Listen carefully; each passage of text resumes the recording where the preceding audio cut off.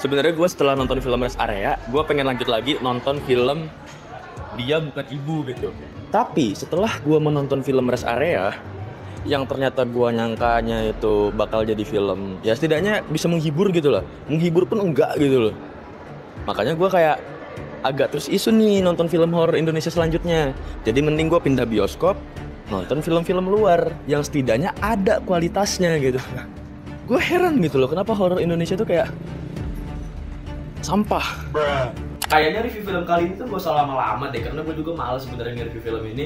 Tapi kalau misalnya gue nggak nge-review film ini, ntar gue gak dapet duit gitu kan. Dan langsung aja, oke kawan, kali ini gue bakal review film Rest Area. Hai Besti.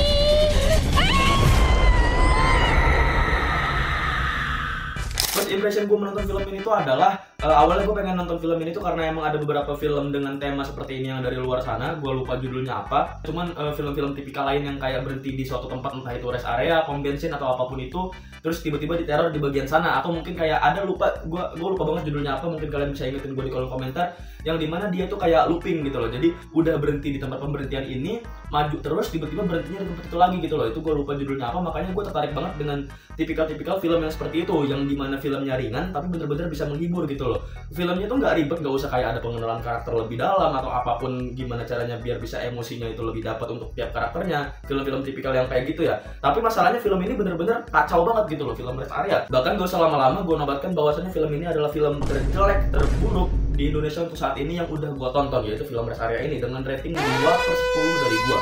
Setelah gue nonton film Rest Area ini, gue mendeklarasikan bahwasanya film ini adalah film terjelek tahun ini yang gue tonton di bioskop. Gue gak bohong.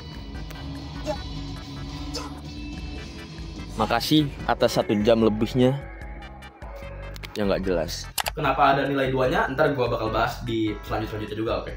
Sampai sini mungkin kalian mikir kalau misalnya, wah sok-sokan banget lo ngasih film dengan rating 2/10, emangnya lo bisa bikin film kayak gini? Wahai orang Indonesia, bener kan otak kalian gitu loh. Gue ini bukan reviewer film, gue bukan kritikus film, gue ini adalah hanya penikmat film gitu. Tapi penikmat film juga nonton banyak film, paham gak sih? Maksud gue kayak adalah parameternya, ada tingkatan levelnya. Maksudnya parameter tuh gini, parameter penilaian film tuh gue nonton seberapa banyak film, entah dengan genre apapun, dengan tema apapun, seluas apapun. Ketika gue menonton film selanjutnya, gue bisa menilai gitu loh. Dibandingkan dengan film-film sebelumnya, apakah film ini bagus atau jelek? Gak peduli entah gue nggak suka sama genre romance, nggak suka dengan genre horor gitu loh. Tetap aja kok ada genre horor yang gue kasih 10/10, tetap aja kok ada genre romance yang gue kasih 10/10. Gak ngaruh gitu loh. Dan untuk film ini, gue ngerasa kayak kacau banget gitu loh.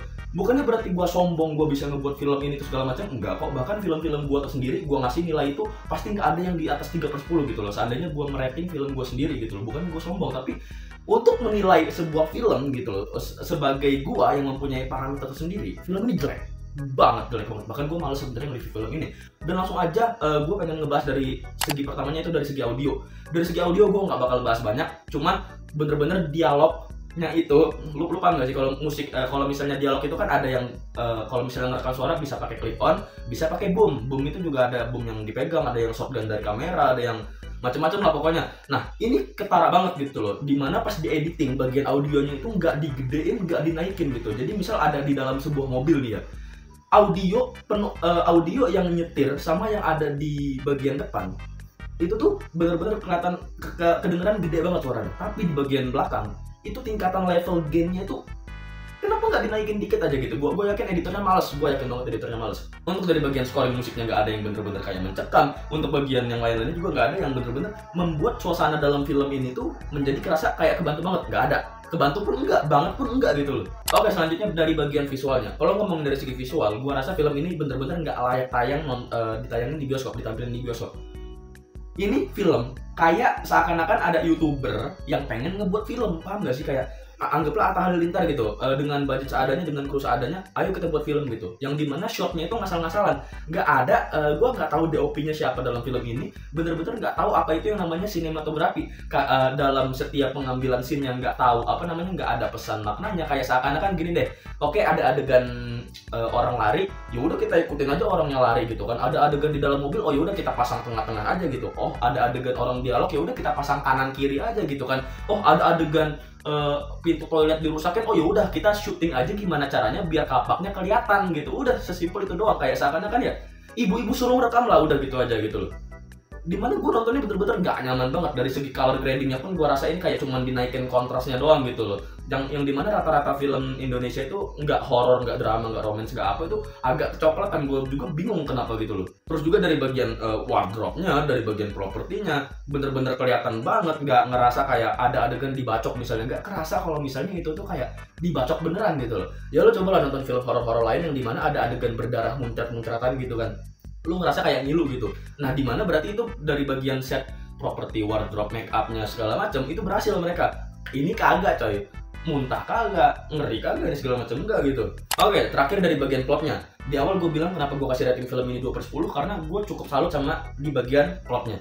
Film-film kayak gini tuh memang bener-bener nggak perlu yang namanya ada pengenalan karakter lebih lanjut gitu loh. Nah tapi dengan syarat kalau misalnya nggak ada pengenalan karakter lebih lanjut, nggak usah sok-sokan adain adegan-adegan sedihnya gitu. Adegan klimaksnya itu nggak usah dibuat kayak yang emosional, justru adegan klimaksnya itu dibuat lebih tegang lagi, yang dimana kayak intensitas hantunya, monsternya itu dibandingin sama karakter manusianya yang dikejar-kejar, terornya itu lebih naik lagi, lebih drastis. Nggak usah malah dikasih adegan emosional, dikasih adegan throwback, flashback, itu nggak usah justru.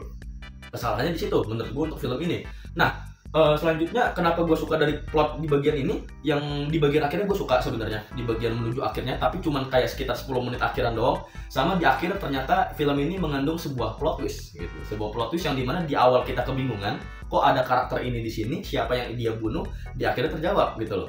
Dan gue tahu banget, ini gue pengen ngasih tau ke kalian kalau misalnya gue tahu kalau misalnya film ini bener-bener hype gitu. Bahkan ketika gue nonton bioskop, film ini penuh gitu loh. Tapi tolong lah ya, bukan berarti kalau misalnya bioskop penuh, filmnya hype, penontonnya banyak, berarti sama dengan filmnya bagus. Tolong benarkan otak Anda gitu loh.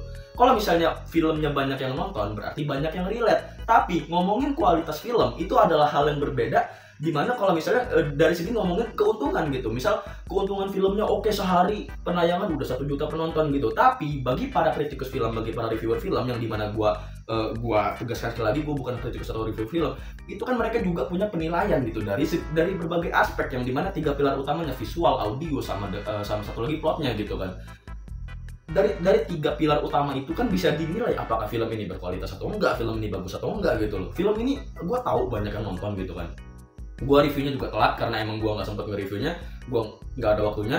Terus juga bahkan ketika gua nonton bioskop, banyak orang tua goblok yang ngajak anak-anaknya nonton film ini gitu kan, padahal udah jelas ada ratingnya, ada adegan berdarahnya, ada adegan buka-bukaannya gitu kan, bukan bukaan, maksudnya kayak bagian terbukanya lah. Makanya gue heran banget. Pantesan aja perfilman Indonesia ini kayak kagak maju-maju gitu. Soalnya orang-orang Indonesianya sendiri nggak mau diajak berpikir kritis, kayak jangan mentang-mentang ini adalah film Indonesia, ayo kita dukung. Iya kita dukung, tapi kalau misalnya ada minusnya dikasih tahu gitu ya, pinter, jangan tolol. Oke kawan, jadi mungkin cukup sekian video gue sampai sini. Kalau misalnya gue ada salah kata, memang salah katanya banyak, silahkan koreksi juga. Kalau misalnya kalian ada opini lain atau mungkin argumen lain yang mungkin kalian mau ngebantah, gue silahkan juga. Dan langsung saja terima kasih dan sampai jumpa. Bye bye.